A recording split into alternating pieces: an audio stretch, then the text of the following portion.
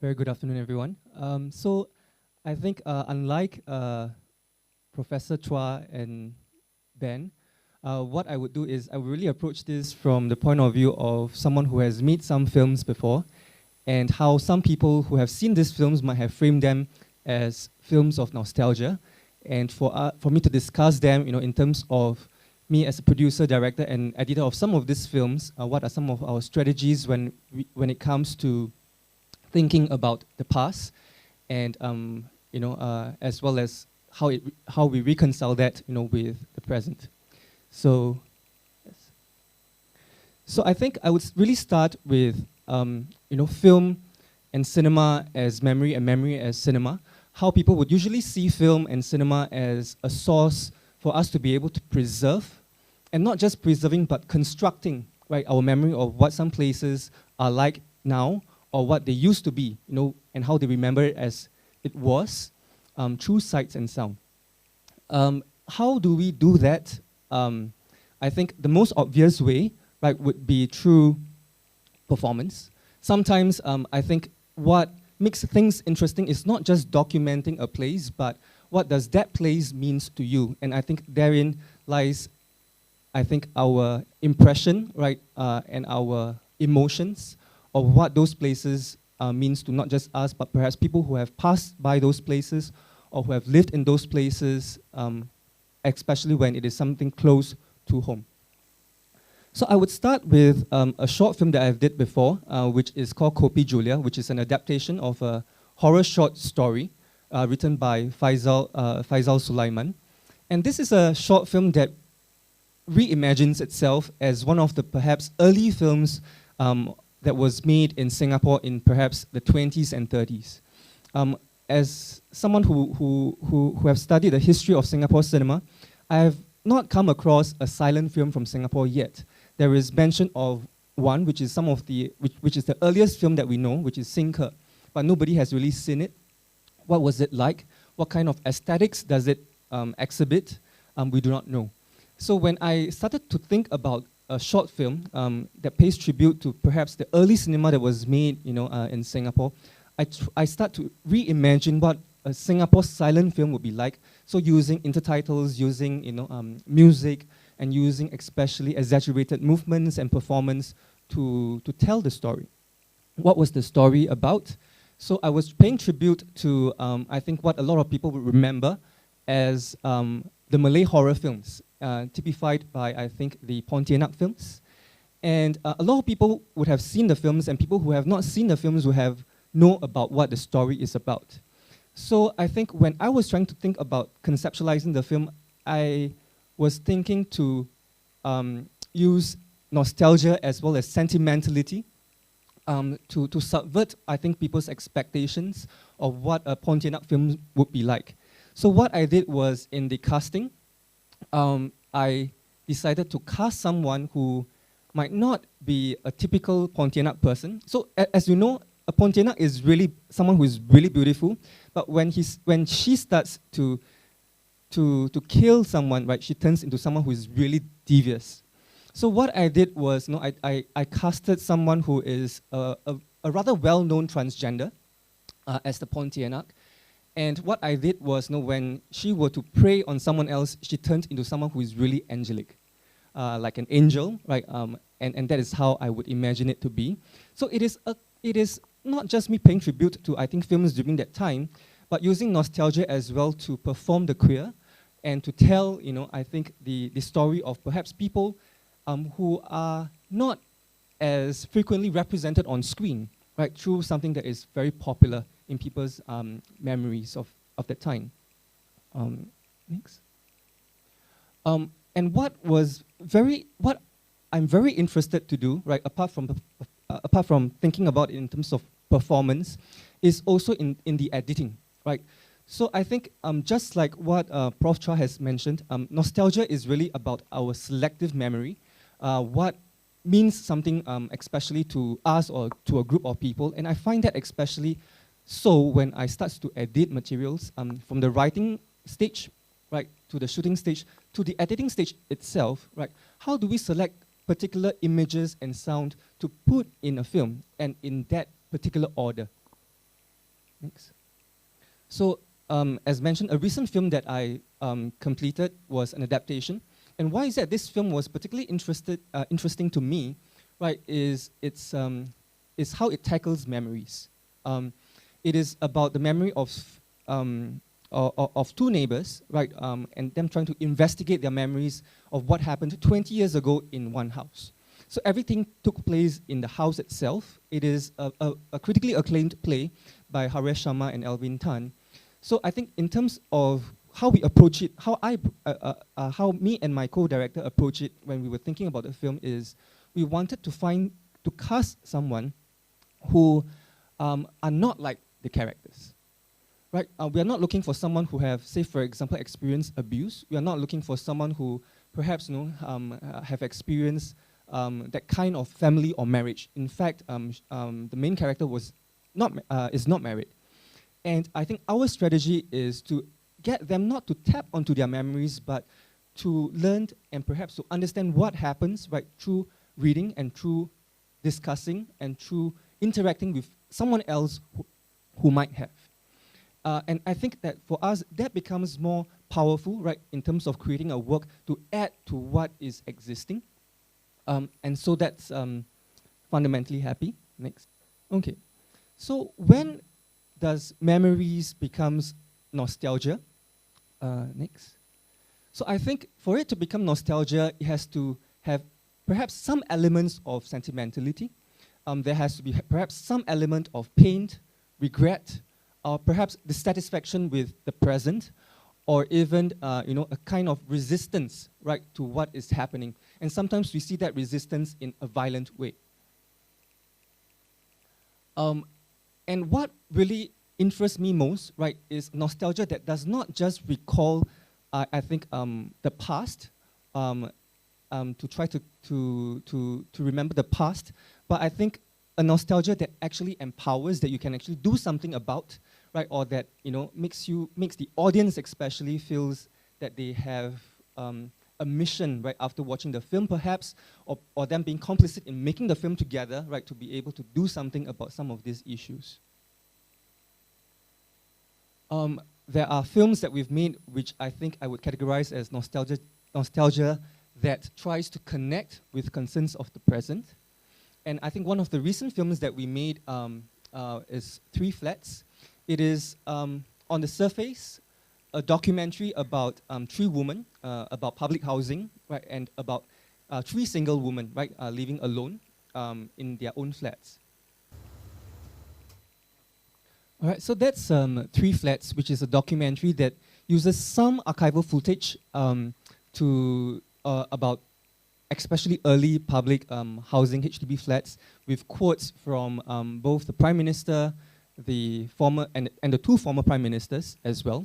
So when we showed the film to Soda audience at the Singapore International Film Festival, I think a lot of our comments that we get, is how that these are three single women, right, that perhaps are not typical people that you would find in HDB flats, but it is what people would remember, them having such neighbors.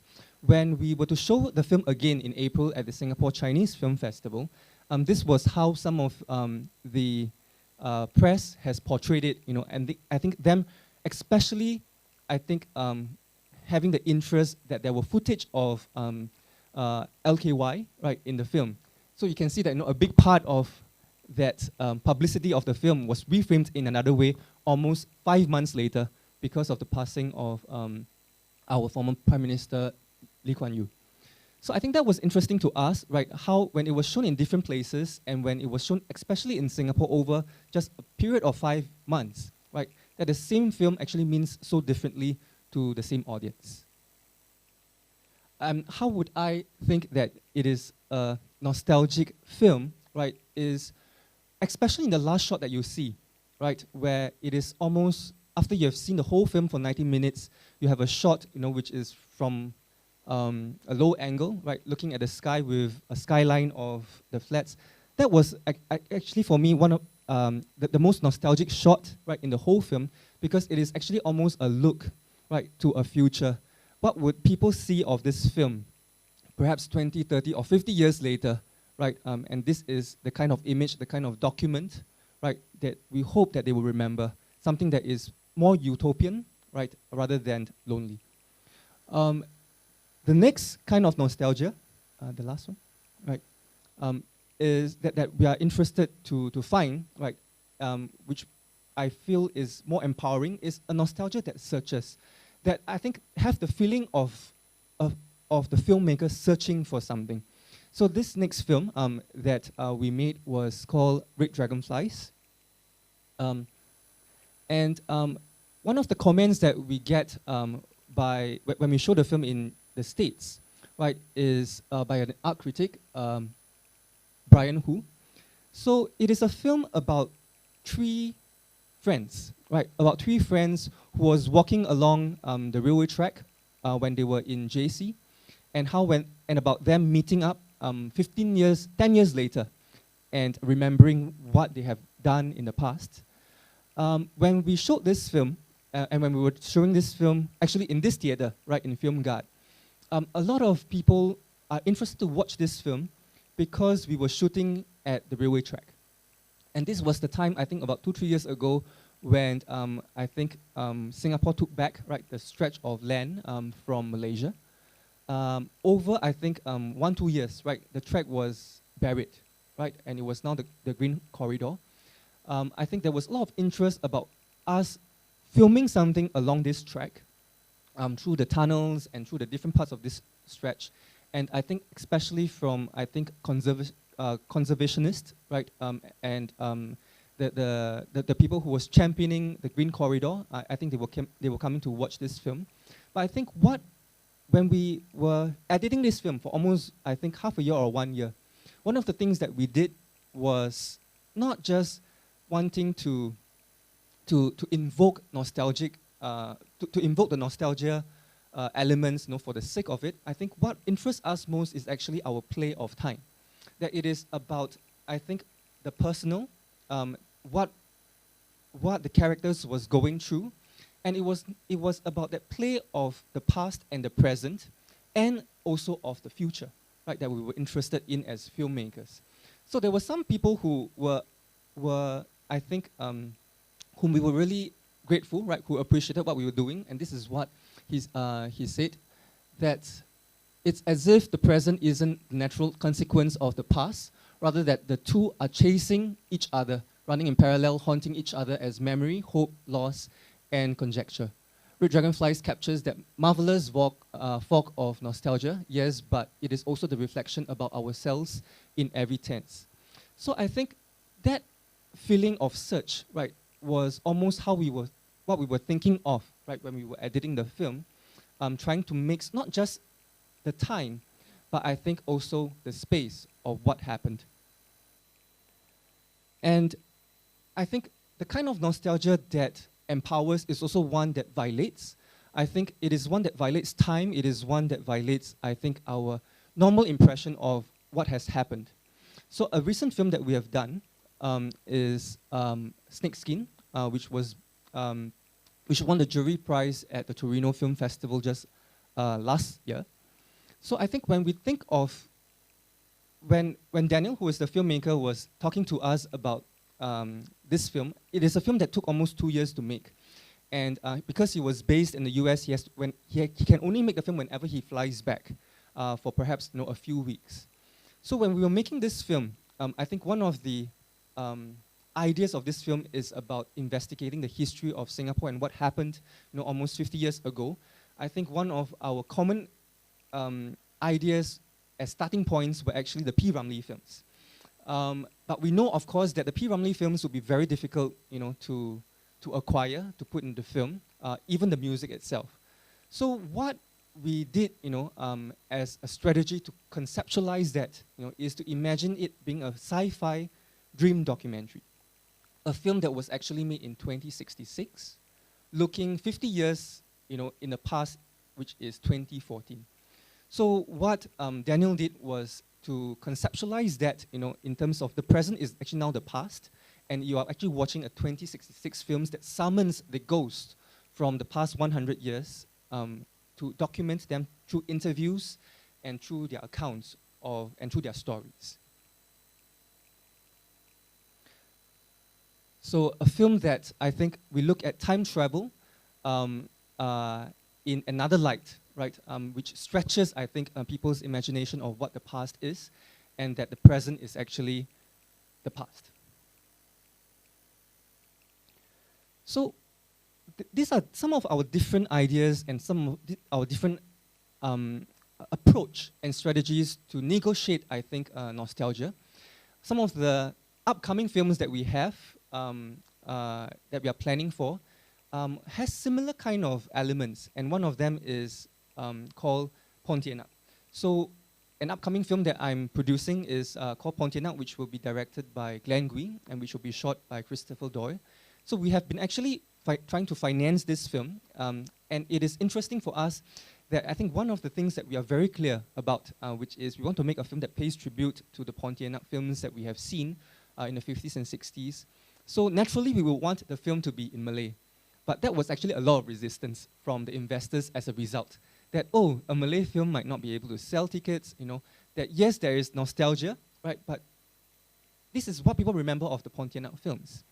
But, you know, how big is this market, you know, as a result of language? Which I think also calls to question, I think that politics of remembering, right, and that politics of who do we decide to remember, and that, you know, influencing, I think, the identity, right, of the films that we make, the identity of the people that of the characters that we want to represent on screen. You know, what value does nostalgia place to when we are actually trying to make a film? Okay, next. So these are some of the stills, right, some of the visual treatment that we have in mind. When we showed this to a lot of people, I think they were really very excited. And it is actually interesting that the people who are more excited about this film, so we actually pitched to, this project was selected in Berlin in February, and it was selected subsequently in March in Hong Kong. And the response that we get actually overseas in Hong Kong as well as in Berlin, in Europe and America, were actually much greater, right, than the response that we get in Singapore.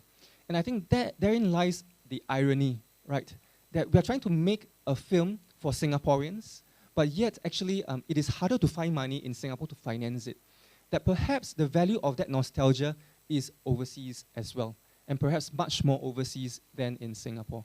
So I think that is really what I was thinking about at this point in time, right, making films for the last 5 years or so. What is the value of nostalgia, and how can we use film to really empower a nostalgia that empowers rather than just sentimentalize, I think, people's ideas of what has already been lost or has disappeared. So with that, thank you very much. That's what I have.